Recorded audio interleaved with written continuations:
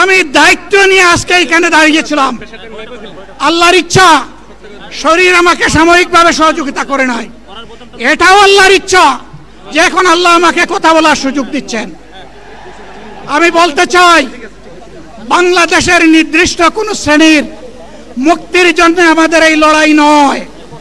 জামাতে ইসলামী যদি আল্লাহর ইচ্ছা এবং জনগণের ভালোবাসায় বাংলাদেশের মানুষের সেবা করার সুযোগ পায়, তাহলে মালিক হবে না, সেবক হবে ইনশাআল্লাহ।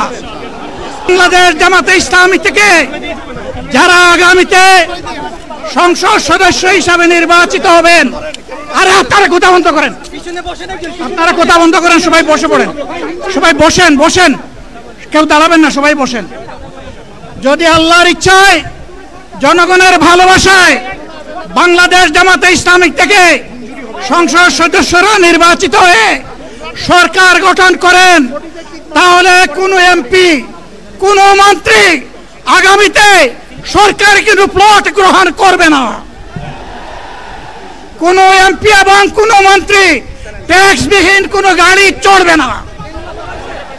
কোন এমপি এবং কোন মন্ত্রী তার নিজের হাতে কোনো টাকা চালাচালি করবে না।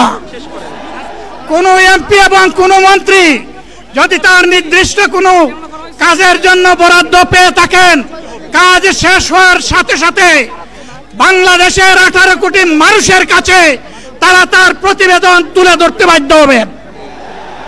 সম্মানিত বন্ধুগণ, চাঁদা আমরা নিব না, দুর্নীতি আমরা করব না, চাঁদা আমরা নিতে দেব না, দুর্নীতি আমরা সহ্য করব না। রাস্তার একজন পরিচ্ছন্নতা কর্মী, চা বাগানের একজন শ্রমিক,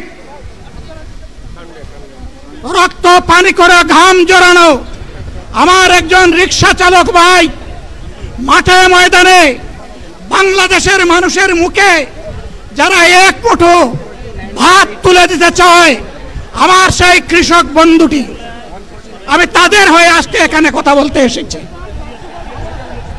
আমি কোনো অভিজাত শ্রেণীর হয়ে এখানে কথা বলতে আসিনি। আল্লাহ তাআলার অশেষ মেহেরবানি, আজীবন সকল রক্ত চক্ষুকে উপেক্ষা করেছি, জেল জুলুমের পরোয়া করি নাই।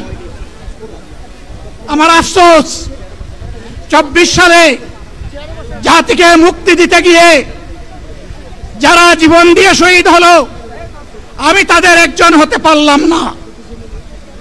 এতগুলো মানুষ এমনি এমনি জীবন দেয় নাই, জীবন দিয়েছে জাতির মুক্তির জন্য।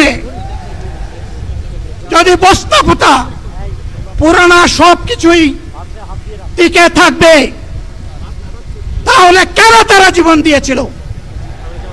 যারা ওই বস্তা পচা ব্যবস্থাপনায় বাংলাদেশকে আবার গড়তে চান, তাদেরকে আমরা বলি, জুলাই যুদ্ধ করে যারা জীবন দিয়েছে, আগে তাদের জীবনটা ফেরত এনে দেন। যদি শক্তি থাকে ফেরত এনে দেন। আপনারা পারবেন না, যেহেতু পারবেন না, কাজেই নতুন ব্যবস্থায় নতুন বাংলাদেশ গড়ে তোলা হবে ইনশাআল্লাহ।